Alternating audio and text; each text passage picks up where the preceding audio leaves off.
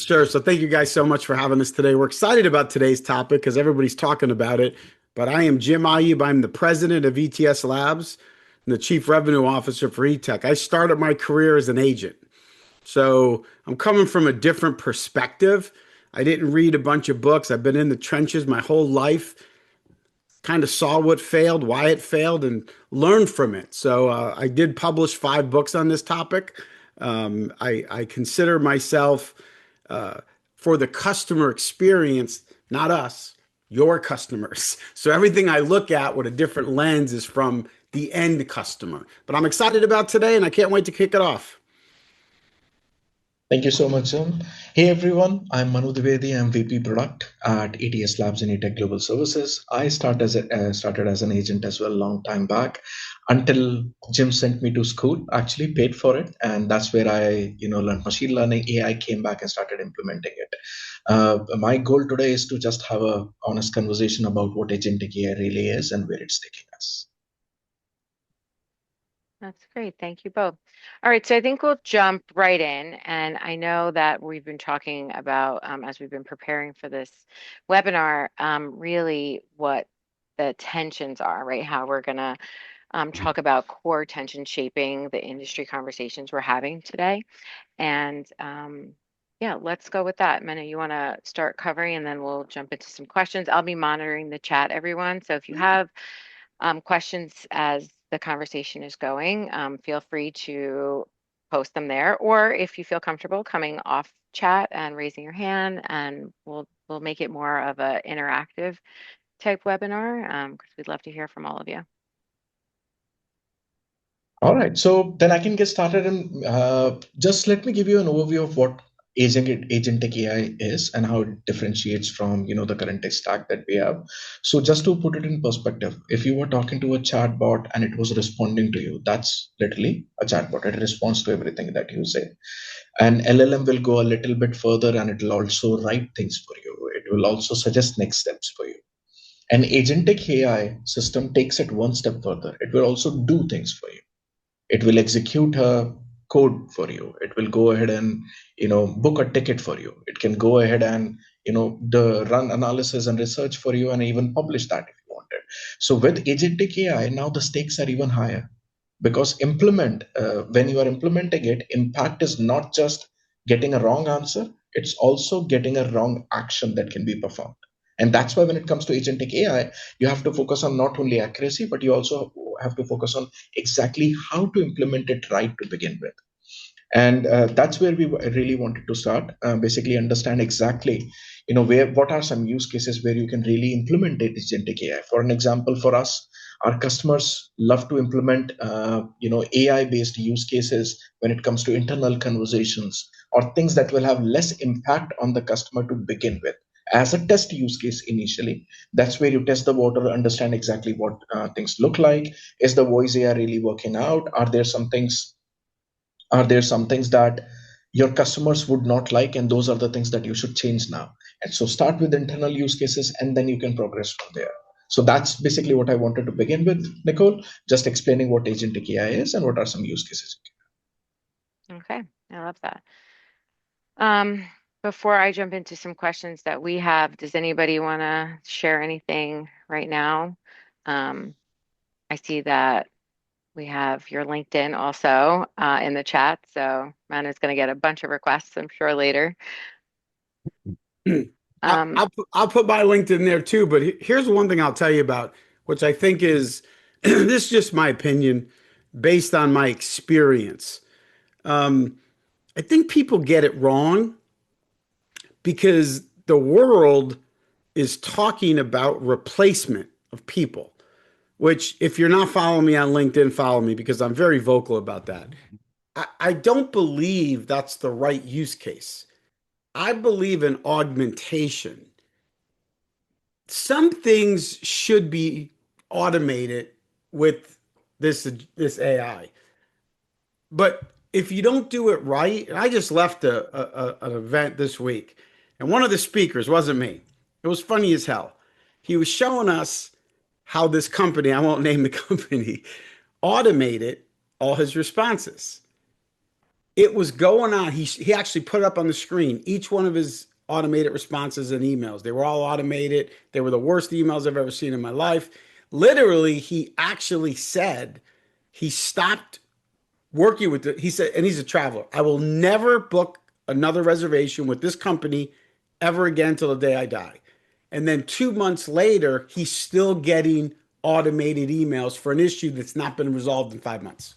And he tried to call, by the way, too. So I think that's the problem that I see is people just want to save money, and that's really not what it's designed for.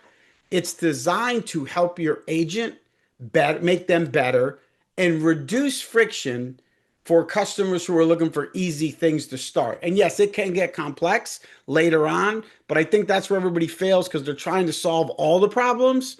Solve a couple quick ones, it'll save you, and then you get your ROI quicker. But that's the only thing I would say on top of what Manu just said. Well, so since you just touched on ROI, I think we Hmm?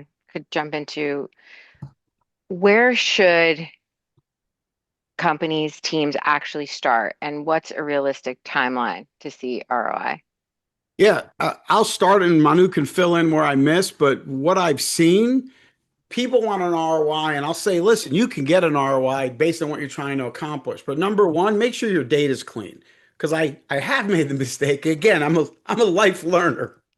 I did one for one of these people. They come to me, they gave me interactions, believe it or not. And they said, here you go. Here's my recorded calls. Here's what I want to build. Here's what I want to do. Man, we can do this in 30 days. Let's go. Now I want the API to get this data.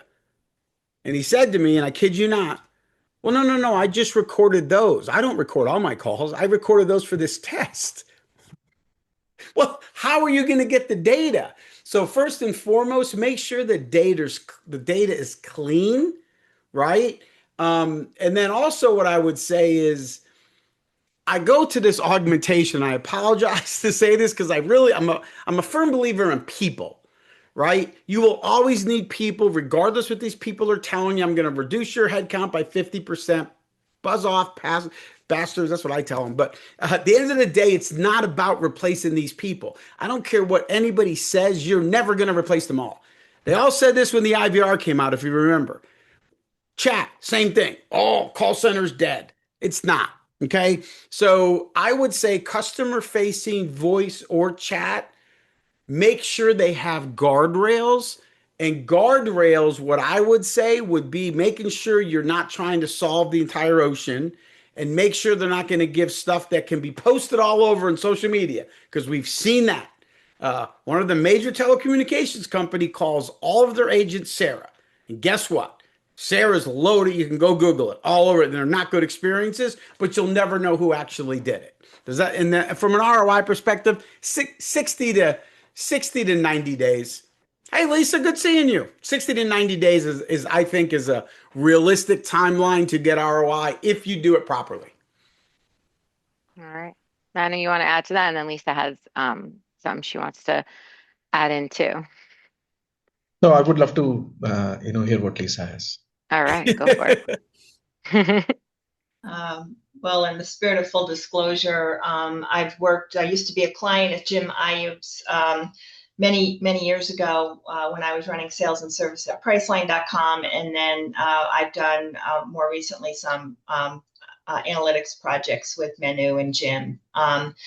But Jim, if you follow me on LinkedIn, you know that I hold the opposite opinion that AI is going to cause massive disruption, not only for brand teams but in the BPO space. And I also held the opinion that, isn't AI just another iteration of the IVR wave, the self-service wave, the digital transformation wave, and we know where all of those landed. But I do think AI is different because it is accelerating and changing at such a rapid pace, and it has capabilities that are so broad and complex.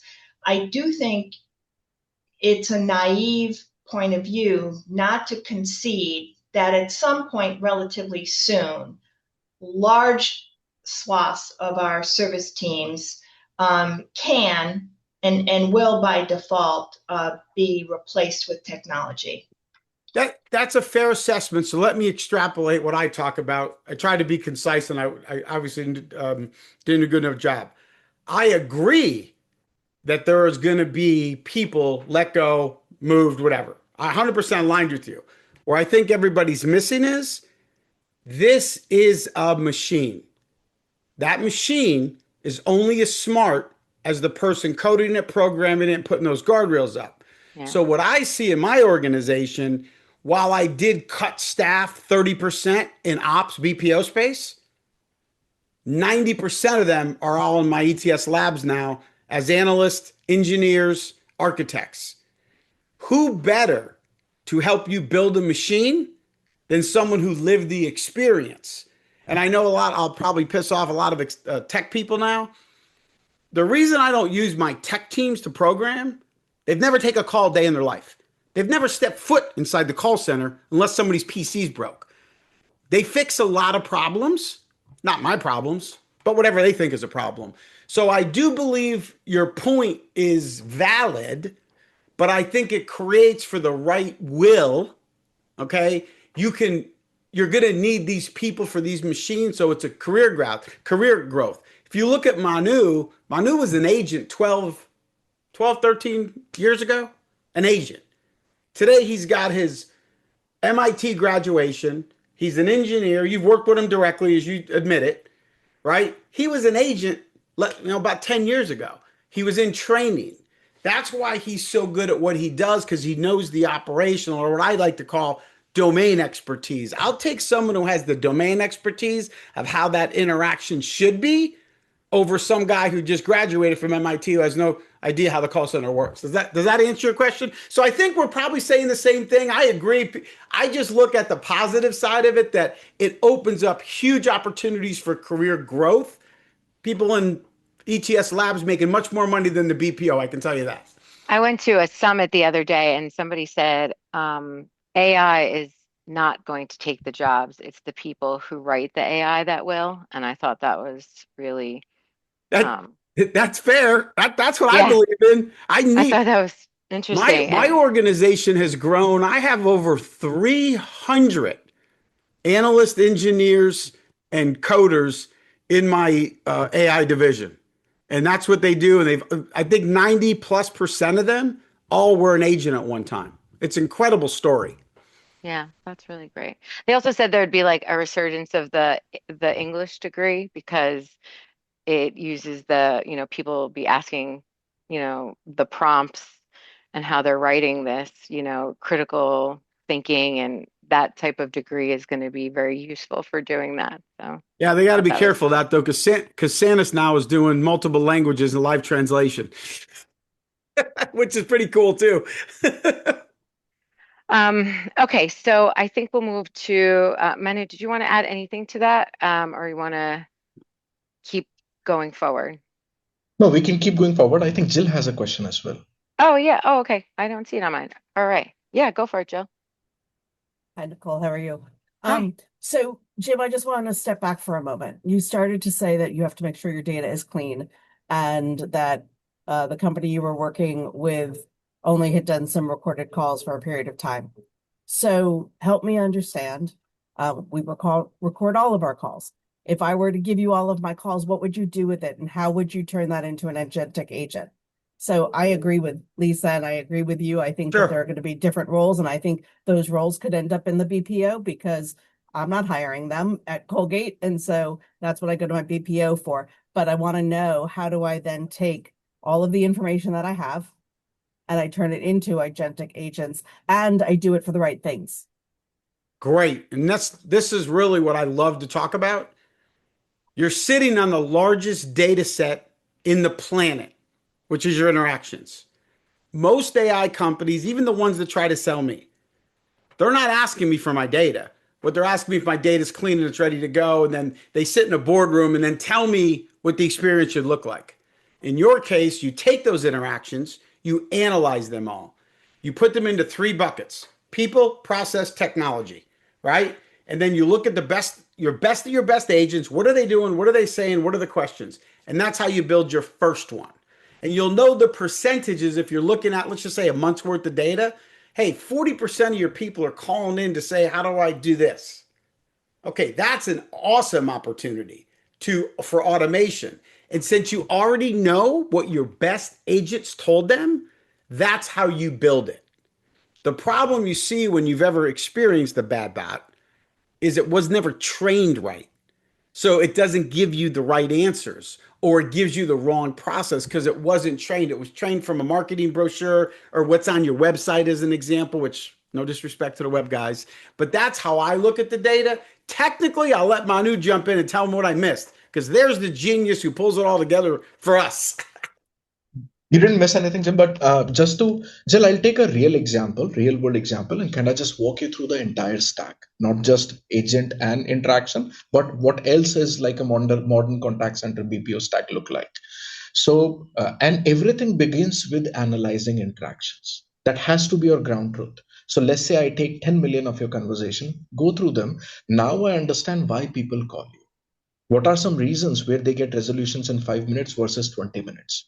I also understand workflow for each one of those intent. When somebody says, hey, I can't find your product on the shelf, what is the response versus somebody saying, hey, I got an expired item, for an example. Now that you understand the workflow, you also understand how much of a human intervention is absolutely needed.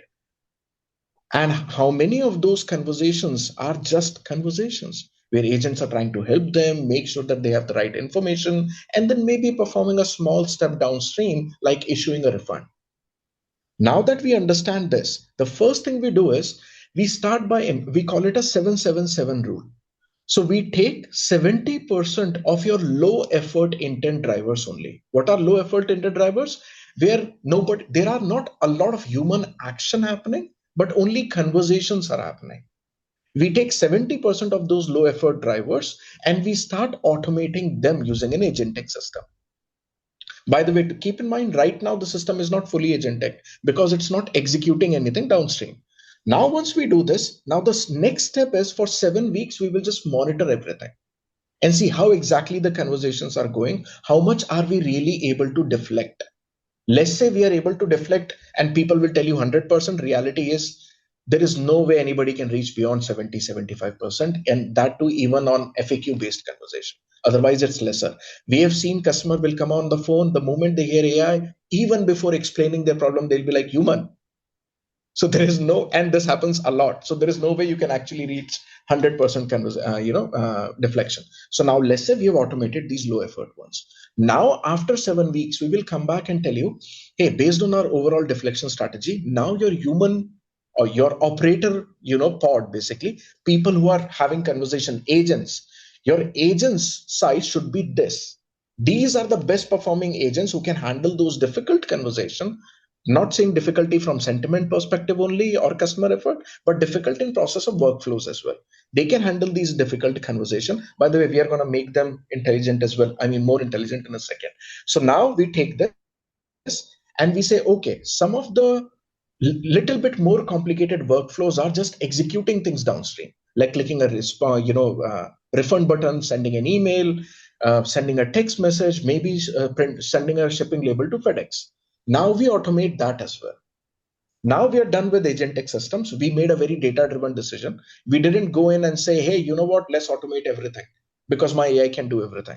We went back, looked at what are some key things you can do. And Jill, this is one of the reasons in voice AI world, one of the base trade-off that everybody will talk about is, hey, CSAT will go down because we are implementing AI. Guess what? In all of the implementation we have done so far, CSAT has never gone down, because we had a very data-driven approach to it.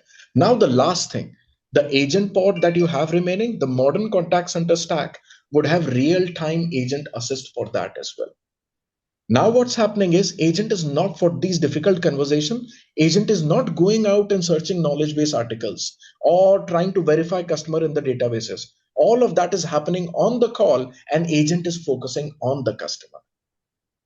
And you complete all of this with post-call analytics, because you never want to leave your AI without a review. We all have QAs, right? But for some reason, companies don't have QA for AI. So that's the last thing. You keep post-call analytics for 100% of your AI conversations. In fact, There are some platforms now who are integrating with platforms like we have, where you can automatically even improve AI based on what we see. But just to answer your question, I'm sorry, it was a long-winded answer, but that's the modern contact center stack would look like. That was good. Thanks. Anybody have any other questions for that? All right. I think it's good to go into the next question. And how do we move from pilot to production? Because when we're here at that stage, we see a lot of AI projects stall. And I'm sure we've all been part of that. And that's a good topic to go into. So, Jim, you want to kick off? Yeah, I just spoke about this this week actually. You know why most pilots fail? Because you're not looking under what's really needed. Technology is easy. Tech is easy. Buying the tech is a no-brainer. That's where 80% of your money goes. What people don't think about is all of the other stuff that goes in to make sure it's successful, which is the integrations, implementations, making sure trainers are involved, making sure your leadership is involved, making sure that you have, because I did this myself. When I did it at eTech, I didn't bring in I basically was dictator and say, hey, look what I did, look what I built, look what we're pushing out. And I didn't get that buy-in. That was a mistake of mine. Second thing I see is there's no single owner. The single ownership's a big one for me because even if you work in my organization, you're never allowed to send me an action item that says team, department, or two people. It's one person. I want a name and I want to know who's accountable. That's one of the other things I think is a problem of it. And I think the biggest mistake I've seen, even when we deploy for some companies, they don't understand how to run change management. Because no matter what you put on paper, no matter what you thought you were going to do, somebody comes in with other ideas during that. And if that change management and process is not documented properly, it's going to fail. That's my opinion of what I've seen. Manu, what did I miss? No, Jim, absolutely. So most of the AI deployments are failing because you're not educating the right people, as Jim said, and also making sure that the change is managed well. And when you start implementing these, one key thing that I want to repeat that Jim said at the start, most of these deployment fails because you start boiling the ocean and you start thinking from replacement mindset. Mm. If you keep thinking from replacement mindset that I'm going to implement AI because I want to remove people, it's not going to work out. It should be I'm going to implement AI because I want to solve my customer's problem. And the downstream effect will be you will have an ROI. That's a good one. Yeah. Where should we not deploy agentic AI right now? Difficult conversation where a lot of emotional support is needed. Conversations where our customers are already extremely frustrated, so people coming in queue because this is the second time or third time they are calling. So when it comes to AI, I would say conversations which are difficult and have more of a human quotient, avoid deploying AI there. It is not a queue, it's not a line of business, it's an intent. So you have to know first why customer is calling and then understand where to implement AI and where not to implement AI. Plus, Nicole, I would also say avoid implementing AI automation on downstream processes where AI can make a decision that impacts a human being. For an example, annual performance reviews, or Oh yeah. deciding, and this is something that a lot of people will not agree with me on, but deciding who to hire and who to not hire. Use it to screen, but don't use it to make a decision. Yeah. Jim, you want to add anything to that? So from a statistics perspective, I think, and again, I know Lisa and I may differ in our opinions on this, replacement over augmentation. My goal is never to just remove a bunch of jobs. It's always to give them more power to do their job the right way. I've seen 27% higher turnovers in deployments I've done where the boss's only goal was to replace people, right? And then when you look at someone who did it differently, um, 41% improvement if you actually get everybody's buy-in and say why you're doing it and show them that career path. That's all I would actually probably add to that one. That's great. Anybody have anything they want to add to Jim and Manu's um, thoughts on this? All right. I think now we'll move into metrics, right? What we should be measuring. And um, we've talked about containment no longer being, the right metric. So what should we actually be measuring? Is there Well, anything yet? Do we know? Are there new things that we're going to find out about?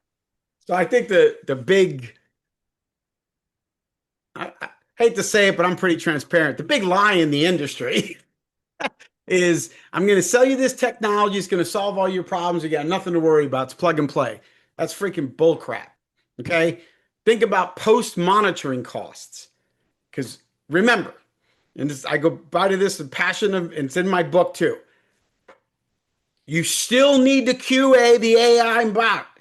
It is a machine it is not Ron Popeil's rotisserie. It is not set it and forget it. It has to be fine tuned. That's where human beings come in, right? Granted, technology can help you, but people, tools, time. The other thing I would think people don't think about is integration. Oh, yeah, we're already integrated with that one. That is true. I have over 80 techs that I'm already integrated with. But let's just be honest. Everybody's data looks differently. I don't care you could all be on the number one platform in the business. Every one of your data files comes in differently. So there is integration, especially if you want to go from your CCaaS to your CRM to your knowledge base. Now you're talking multiple integrations. And again, that's people. So there is a cost. The thing I would caution people on is the demos. I've been I've had demos for me, these people showing me this stuff, and I'll say, show me some real data. Well, I can't. Well, show me this. I can't. Why? That's not built in my demo. Well, then show me one of your customers. I'll sign an NDA. I just want to see if you can do this. Oh, yeah, we can do it. I'd be afraid of that. Um, I want to be able to see what my own data looks like in someone else's platform because they come with all this clean data. And then I would think about the containment issue. The last I would say on this, um, if your only goal is containment without quality of that agentic AI you're building, just remember your ROI is never going to work, regardless of what your tech guy tells you. I've removed 80% of this in containment, for an example. Yeah, how many more repeat contacts did you freaking get? How many people left you because they're pissed now? That's the things I would think about when I'm looking at it beyond just looking at technology. Those are Oh, my absolutely. things. And Jim, Go ahead. What did I miss, Manu? I know I missed a no, bunch. no. In fact, you just gave everyone the new metric that everybody should be using. So instead of containment and all of that, you should focus on now resolution rate. That's most of our customers do. How many customer called you back again in 7 days for the same issue for on your voice AI? And now you really understand how many problems are you really resolving instead of just deflecting because that AI provider you have is incentivized on deflection. And we have one customer, by the way, that wants 99% containment. Of course, I tell him he's on crack, but that's okay. But he's in the high 90s. I'll give him that. But his goal, 99% containment, never speaking to a human being. I disagree with the philosophy, but I do what they tell me to do. Um, what other metrics are you seeing that, we're talking about when it comes to agentic AI? Because we're looking at the standard metrics that everybody's always That's measured. fair. And then hopefully there's going to be new ones that come up. We don't know if, we're not covering all of them. Hopefully we find some new ones, but what do you think that could look like in the I future? I think one of them is going to be, which we already measure. I've never seen it on a scorecard except mine, confusion, customer confusion. So was the Yes. customer actually confused, right? There was the agent confused. Everybody does the other things, the repeat contacts, all that stuff. The other thing I want to start measuring is effectiveness, meaning if I'm using agentic AI, was it effective in solving the problem or did it follow just the simple questions? Escalations is another one I know some people measure. Those are off the top of my head. Manu's in the data every day. I'm sure he's got a bunch more that he can add to that. Those are just ones that are table stakes for me that I'm not sure everybody measures. Because when I talk to somebody, they're like, oh, it's a good one. It's a good one. It's a good one. No, absolutely, Jim. And one last metric that we are seeing become and more relevant is sentiment shift. Mm. Instead of measuring an overall sentiment, measure how did the conversation start and how did it end? And was there a delta in negative way? Like somebody started happy, but by the end of the conversation, they weren't. And especially with voice AI, this sentiment shift is very important because it will tell you when the call went wrong exactly. And now you know what to fix. That's cool. All right. Now we've been talking about also our vendors and our business partners. Sure. How do we build a business case that's going to hold up beyond, like, Jim, you were saying earlier, a vendor demo? So I'm a big proponent of real data. So, I mean, again, all these, I get on average, by the way, and Lisa probably gets just as much as me. Um, I got to get at least 10 to 12 LinkedIn's every 2 weeks. We've just released this new revolutionary agentic AI. We just solved all of it's all marketing bullcrap. What I like to see, or they'll say, I have worked with a Fortune 50 company that I've reduced their handle time by X%. I want to see the real data myself. I always tell everybody, champion challenger model. Okay, if you're so good, and I've done this, by the way, I gave two companies 1,000 of my interactions a piece. Each of them got 1,000. I already knew what happened because I ran them. One comes back and tells me, man, E-Tech's beautiful. What a freaking unbelievable company. All sitting in suits, coming to my conference room, telling me how wonderful we were. I said, you're out. What do you mean I'm out? It's like, because they told me in the report 96% CSAT. I said, I took 1,000 agents that were on performance improvement plans that were about to get fired, and you tell me they're the best I have in the business. How'd you get there? You know what he said? It's a proprietary algorithm. Well, it's wrong.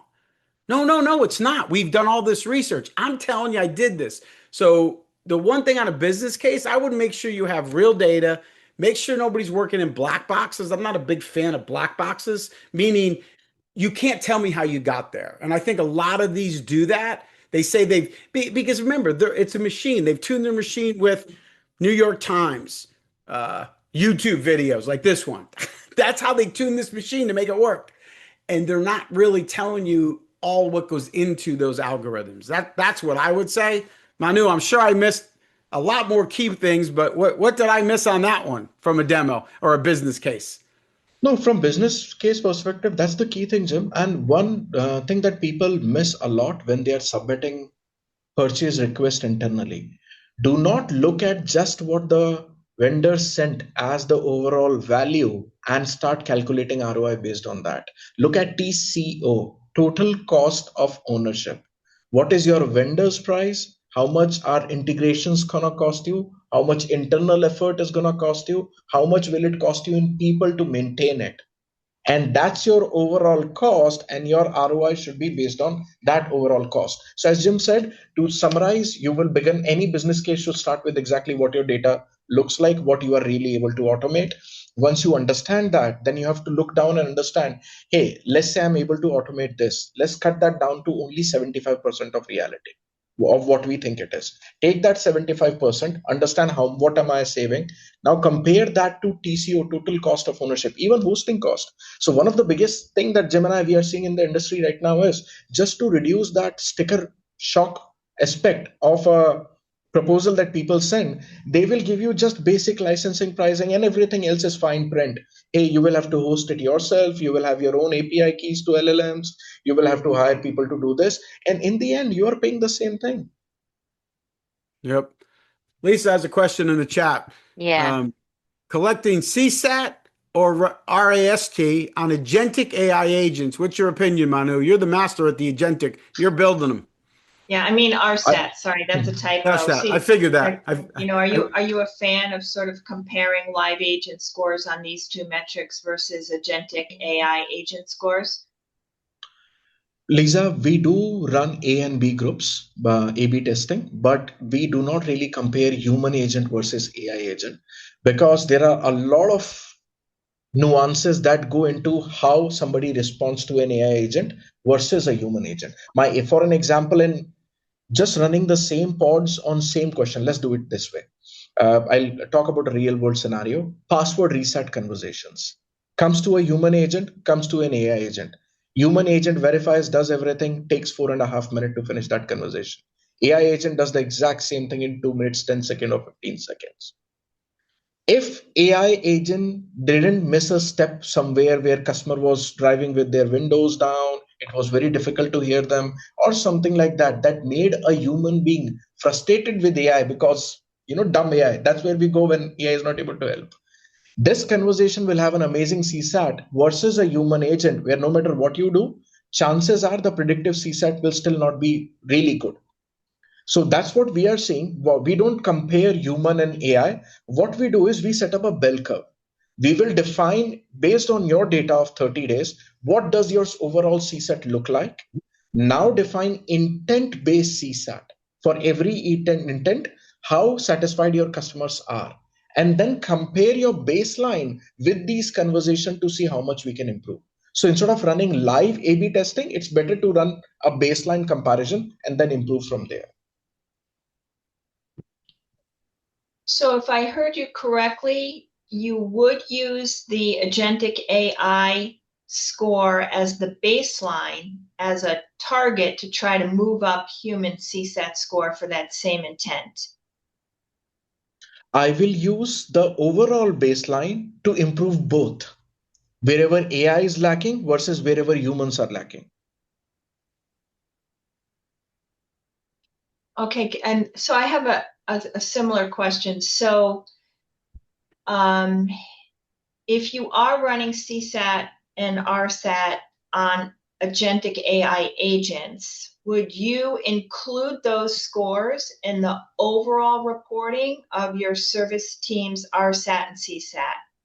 Yes. In fact, Yes. AI agents are given a personality, a name specifically so that people can internally relate to it as well. It helps a lot during implementations. Yep. So yes.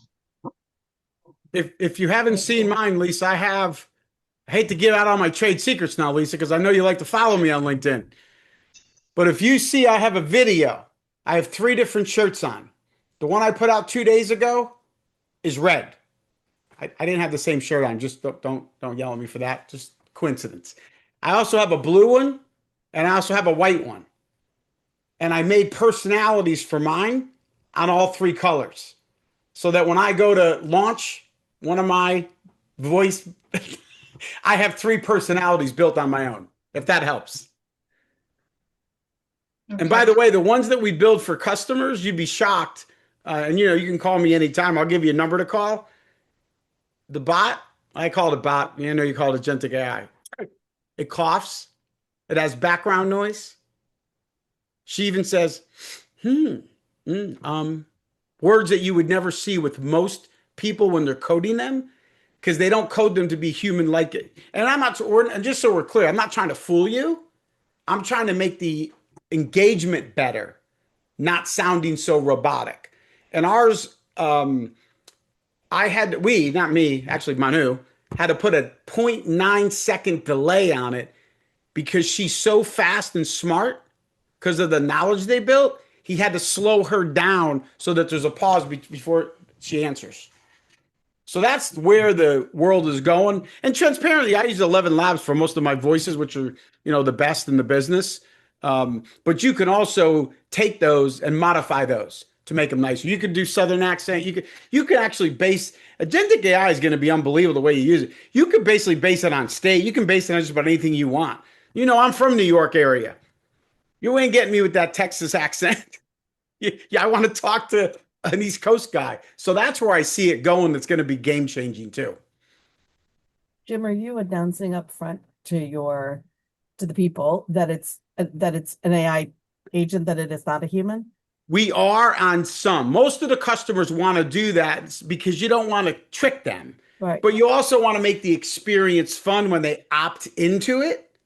But they can also go, by the way, if in ours, if you come in and you get upset, you can always escalate to a live person anytime you want, right in the middle of it. But we tell them up front all that. So it's easier. And by the way, some of the case studies I have, if you're ever doing collections, this was an interesting stat that I didn't know. Everybody knows what collections is. The Agentic AI collector, which is automated, 44% more collected than the human agent. Figure that one out. I know It has why. no feelings. Well, no, but you'd be. It does have no feelings. But you know what's shocking? It's you could code it to negotiate, and for some reason, people will negotiate with the bot better than they would with a human being. Because, by the way, a human collector doesn't, all they care about is what? Top dollar. That's all they care about. The bot's like, I'll take $10 a week, no problem. Yeah, but So, isn't it also in that particular use case, Jim, is it does psychology comes in and plays a bit, because if the person knows that they're talking to a system, there's less shame involved in being the fair. person on the end of the line that can't pay their bills on time for a myriad of reasons, right? Absolutely. And so they're more likely to want to get a solution that works for them, instead of trying to avoid the embarrassment and the pain of talking to a collector. Yep. Do you find that to be true?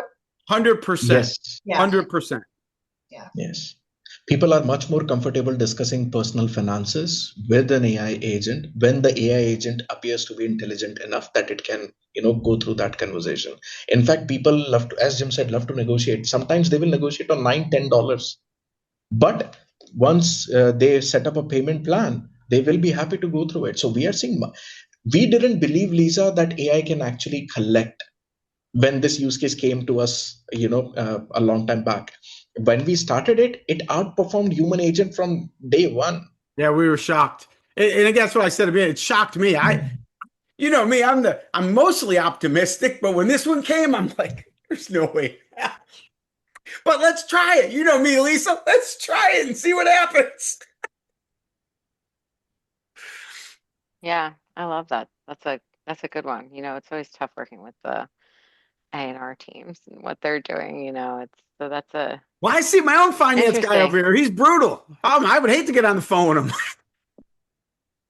him. Oh, we won't tell him that, Jim.